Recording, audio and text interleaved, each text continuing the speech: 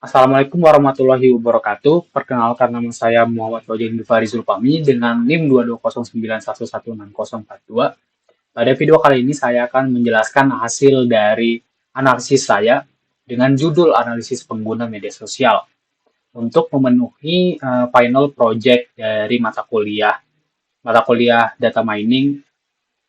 Oke, kita lanjut.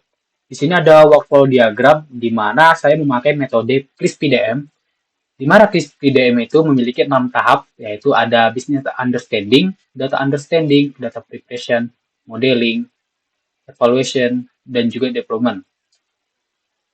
Oke. Di mana di semua tahap ini saya terapkan dalam analisis saya nantinya.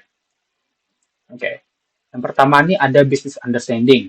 Jadi di business understanding ini kita mengambil sebuah studi kasus di mana orang ini penggunaan media sosial telah menjadi fenomena yang mendalam dalam era digital dengan generasi milenial hingga Gen Z. Nah, di semua terlibat dalam penggunaannya. Namun, di balik popularitas dan keterlibatan yang luas ini terdapat potensi dampak yang signifikan terhadap produktivitas individu tergantung pada seberapa sering mereka menggunakan media sosial.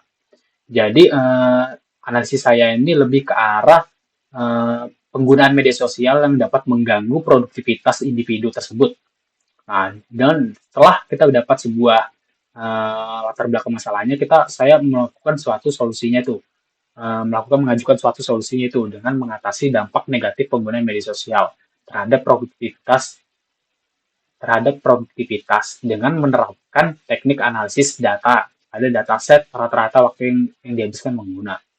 Dengan menganalisis data ini, perusahaan dan peneliti dapat memahami perilaku pengguna dengan lebih baik dan merancang strategi yang lebih efektif untuk mengoptimalkan pengalaman pengguna serta mengurangi dampak negatif penggunaan media sosial. Oke. Setelah kita mendapatkan sebuah latar belakang masalah sama solusi tadi, kita harus memiliki semua yang namanya tujuan dan juga manfaat. Di mana saya memiliki dua tujuan dan juga tiga manfaat. Di mana tujuan tersebut yang tujuan pertamanya adalah pemahaman yang lebih mendalam tentang pola waktu yang dihabiskan di media sosial. Lalu yang kedua adalah pengembangan strategi yang lebih efektif dalam mengelola dampak negatif penggunaan media sosial terhadap produktivitas. Lalu manfaat ini lebih ditunjukkan kepada lebih ke arah tiga audiens, yaitu yang pertama adalah perusahaan. Di manfaat pertama ini kita lebih mengarahkan lebih ke arah perusahaan.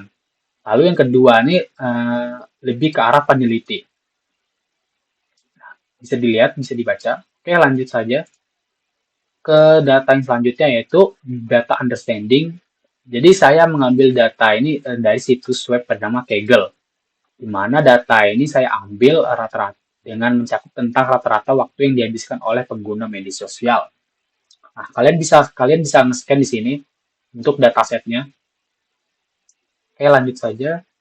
Lalu di sini ada describe datanya, di mana ada 12 kolom yang berasal dari dataset yang ini.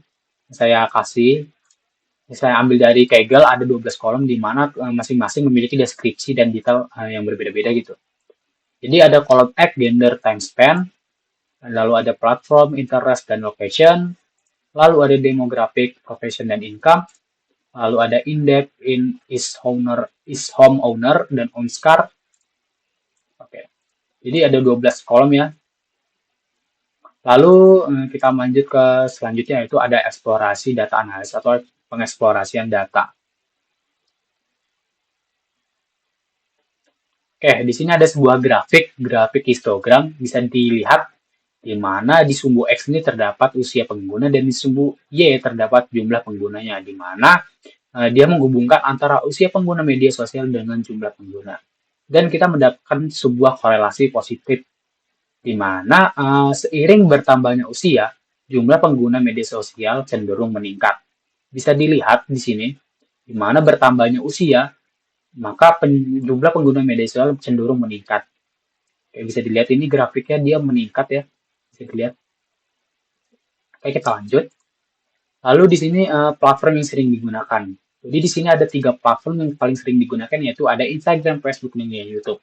Namun dari ketiga platform tersebut kita mendapatkan sebuah insight nih, bahwa Instagram yang lebih banyak lebih banyak penggunanya kebanding dari dua platform tersebut, yaitu Facebook dan juga YouTube. Lalu kita masuk ke selanjutnya itu rata-rata waktu berdasarkan gender. Bisa dilihat di sini bahwa yang dominan kedua dari ketiga ini yaitu lebih ke arah perempuan, di mana direpresentasikan dalam warna kuning dan laki-laki direpresentasikan dalam bentuk biru tua dan non-binary direpresentasikan dalam bentuk jingga. Lalu kita masuk ke data preparation, di mana di sini adalah setelah kita data bersihkan, kita akan menambah sebuah kolom baru yang namanya kategori. Yang sebelumnya ada 12 kolom akan ditambah jadi 13 kolom, yaitu penambahan kategori kategorinya. Jadi gunanya dari kategori ini aja. Jadi gunanya untuk kategori ini adalah untuk pengkategorian dari usia dari penggunanya. Untuk memudahkan, menyederhanakan identifikasi dari usia pengguna tersebut. Lanjut ke data reduction, di mana kita akan menghapus sebuah kolom yang istilahnya itu kurang relevan sama data yang nanti kita pakai untuk analisis yang kita pakai nanti lah. Jadi isinya yang awalnya 13 kolom jadi 5 kolom. Oke. Selanjutnya kita memakai select modeling teknik, di mana di sini saya memakai teknik clustering dengan memakai algoritma Cummings karena lebih cocok dari untuk analisis saya ini, karena tidak memiliki adanya informasi label yang tersedia. Oke. Selanjutnya kita melakukan penentuan cluster berapa yang kita pakai nantinya. Nah, yang di sini bisa kita lihat bahwa cluster 3 lebih cenderung paling dekat dengan kurung siku. Dengan siku-siku lah, makanya kita ambil angka 3. Lalu setelah kita melakukan clustering result, di mana masing-masing nih di masing-masing gender ini kita bisa kita lihat ada 3 clustering, di mana clustering 2 dengan direpresentasikan warna kuning, dan clustering 1 direpresentasikan warna biru tua, dan cluster 0 direpresentasikan warna ungu lah.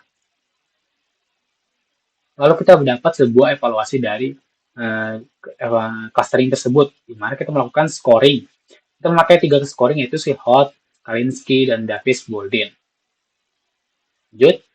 Nah, dari hasil sebelumnya kita mendapatkan sebuah solusi, di mana mayoritas pengguna media sosial adalah perempuan. Jadi solusi yang saya berikan itu penyusunan strategi pemasaran dan konten khusus untuk mereka dengan fokus pada minat preferensi perempuan, serta penyesuaian dalam targeting iklan. Oke. Setelah itu kita akan masuk ke dalam yaitu dashboard ya. Ini dashboard yang sudah saya buat, di mana kita masuk pertama ke halaman pertama, yaitu berisi tentang analisis dari istilah itu informasi dasar lah, dataset yang sudah saya cleaning. Lalu kita masuk ke distribusi, di mana kita bisa lihat, kita bisa bermain di sidebar ini, dan kita bisa langsung dapat dari kesimpulan tersebut.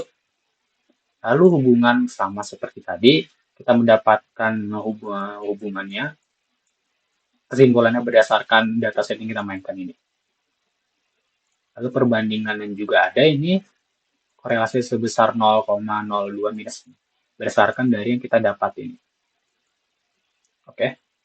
Lalu ada komposisi, usia ini bisa kita lihat, ada grafik histogram, kita bisa bermain dari filter dataset ini. Dan kita dapat sebuah kesimpulannya. Lalu clustering sama seperti tadi, kita tinggal bermain ini aja, baru kita bisa dapat insight-nya lah. Kesimpulan kita bisa dapat. Oke, teman-teman semua. Jadi sekian dari video saya yang bisa saya sampaikan secara singkat, walaupun saya sedikit singkat, tapi semoga dapat dipahami lah dari penjelasan saya. Wassalamualaikum warahmatullahi wabarakatuh.